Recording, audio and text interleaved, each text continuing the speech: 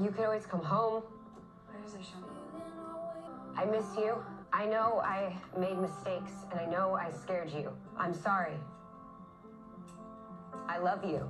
Another tough episode of Station 19 for Marina fans to get through. So today we're going to be going over the Maya and Carina scenes from the new episode. So let's get right into it. Take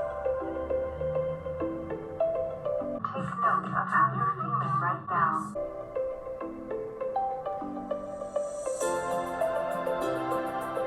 I did like how they did, like, you know, the little flashbacks and stuff like that. It did also remind me how good they used to be. So I'm like, why can't we have that back, please?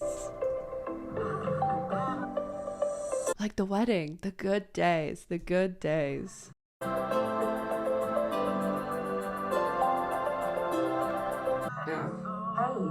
it's me. Bambina in the phone. I'm sorry. I am getting help she's from listening. Diane, and I think it's working. Please let me see you. Okay, I love you. I miss you. And I can be better.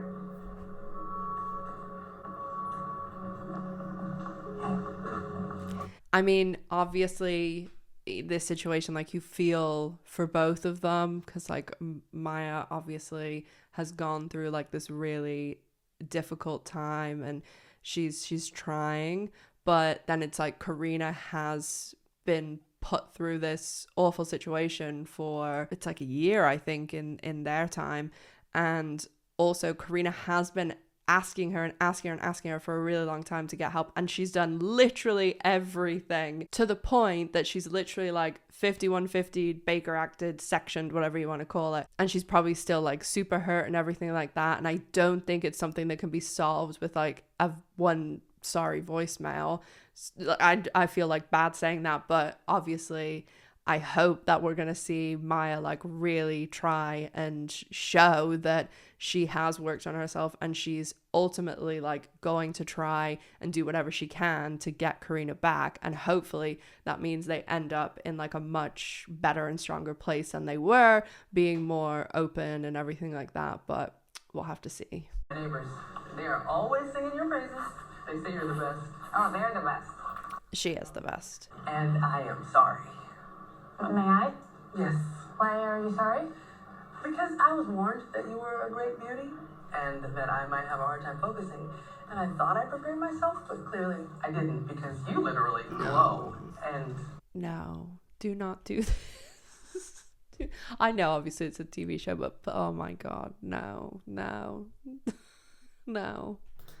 and I just said that out loud, and now this is harassment, and I'm even more sorry. So you see kids in your future. Mm-hmm. Are you married? Yes, to future kids, and yes, I'm married. And I know we just met. That woman's whole world just collapsed. She's like, no. Also, just because I can see her hands here, she does have her ring still on, which like that definitely means something. And also she's a doctor. Like I know people who they never take their wedding ring off or their engagement ring. Like they just always have it on. But like she is definitely making the conscious choice to put it on all the time, actually probably to a hindrance, because you're obviously having to like constantly like scrub and clean your hands between every single patient. Yeah, she's making that conscious decision to put the ring on every single day. So I don't know if having an OB you're attracted to is the smartest thing to do. I'm gonna be all ugly and gross in the delivery room, feeling. No. Don't do this. Oh, Do you no. want to grab a coffee or some ice cream or go to a bar after you get off? I mean, I can't drink, but I do miss the ambiance. This totally reminds me of, I mean, they repeat a lot of storylines from, well, in general, they just repeat a lot of storylines, but Callie and Arizona, they take a lot from them too, I feel like. And I feel like we saw this, okay, the patient wasn't pregnant, but it was the first time that Callie and Arizona broke up. And it was a patient that they had like it was something like with their leg or something. And they were like really heavily hitting on Callie. And they like gave her number and like wrote it on her hand. And whenever she went home to Arizona, Callie was like, oh, maybe I kept thinking like maybe that this woman wanted a baby and you don't. And that's when they had that like breakup. And Arizona was like, oh, we'll still see each other at work. I'll put a clip in here. This cute girl's number, but I can't stop wondering if maybe she wants a baby one day. We can keep going. I don't know where we're going. Well, I'm gonna get my stuff together. And what? We'll see each other at work. So this just really reminded me of that. Oh God, that was so forward. I'm sorry. I really connected with you, and I know that you're going through a tough time right now, and I am not trying to take advantage of that. Does that mean we have a date? Like, oh my God, no.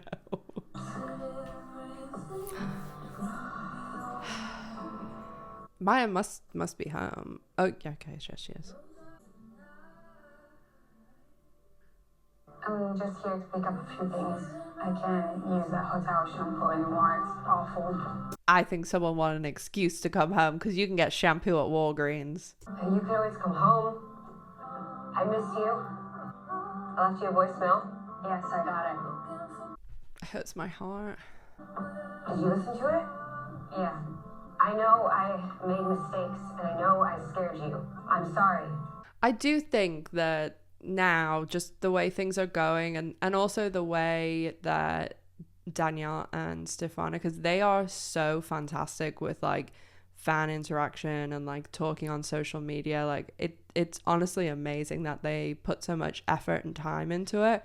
And I do think like we're gonna see them come back together. Like there was a little part of me that was like, oh, are they gonna break them up just to have like drama and then have them like date other people for, you know, because that gets people all up in arms. But I do think that we're gonna start to see like Maya really, really try and make the changes that and actually like go through this process that she obviously needs to like get help and, you know, have some healing. So I do think that this may be like the first steps of that. I love you. No. I'll be better. You said that. I mean it. I need more time. And also, I have to say this every single episode and week, but they are just both such fantastic actresses. Like, they are so good with everything. And like, I kept seeing things like Maya's like, you know, she's really fidgeting with her fingers and stuff like that. Like, everything is just very kind of discreet, but so well done. Seeing you like that in a hospital bed, what you did to yourself, I can't just jump right back into this with you like I didn't spend a greater part of my year begging you to get help. Very, very, very true also. I'm happy for you. I am. But this is just another thing you did to keep your job. She needs to like prove that it was for her, because even at the start of the episode when they were showing all like the flashes and stuff, like it wasn't anything to do with her job. And obviously it is all about Carina, like that's the most important thing to her and all that, but obviously Carina doesn't feel that way, and I think that's what we're maybe going to start seeing. So I really hope that is what we start seeing and they just get back together and be happily ever after. But I think that's probably a long way off, because you know what these shows are like. I've watched Grey's Anatomy for 20 years. Like, it's always the roller coaster. So I'm here for it. I just want to see them, you know, work on things, get back together and be in a better place, because they've gone through this whole process, and Maya hopefully can heal some of these really, really, you know, horrible things that she's been through, and then they can be happy in the end. So that's what I'm hoping for. Let me know what you guys think of this episode down in the comment section. Make sure you're subscribed, and as always, make sure to stay safe, take care of yourselves, and I'll see you in the next one. Bye guys.